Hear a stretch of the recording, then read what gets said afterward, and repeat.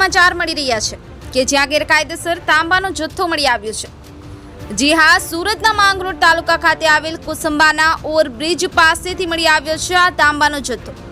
ઉચ્ચ પોલીસ અધિકારીઓ દ્વારા સુરત ગ્રામ્ય જિલ્લામાં ગેરકાયદેસરની પ્રવૃત્તિ નેસ્તનાબૂદ કરવા માટે આપવામાં આવી હતી સૂચનાની આધારે કોસંબા પોલીસ પેટ્રોલિંગમાં હતી ત્યારે મળી હતી બાતમી। શું મળી હતી બાતમી, આવો જાણીએ।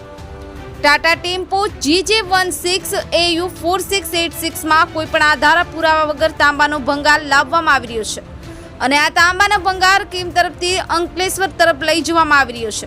જેથી મળેલી બાતમીના આધારે કોસંબા પોલીસે વોચ ગોઠવી સાધનોની તપાસ હાથ ધરી હતી। ત્યારે તપાસ દરમિયાન બાતમીવાળો ટેમ્પો આવતા તેને રોકી તપાસ હાથ ધરતા આધાર પુરાવા વગર ગેરકાયદેસર કોપરના વાયરો ભરીને લાવવામાં આવ્યું હોવાનું જણાઈ આવ્યું હતું। તેથી પોલીસે મુદ્દામાલ સહિત 2 આરોપીઓને ઝડપી પાડ્યા હતા અને 1300 કિલોગ્રામ કોપરના વાયર સહિત ટેમ્પો, મોબાઈલ ફોન નંગ 2 તેમજ અંક જડતીના રૂપિયા મળી કુલ 11,78,000નો મુદ્દામાલ કબજે કરવામાં આવ્યો છે અને પકડાયેલા બંને આરોપીઓના વિરુદ્ધમાં કોસંબા પોલીસે CRPCની કલમ 41(1)D મુજબ કાયદેસરની કાર્યવાહી હાથ ધરવામાં આવી છે। Bureau report, SGTV live news, Surat.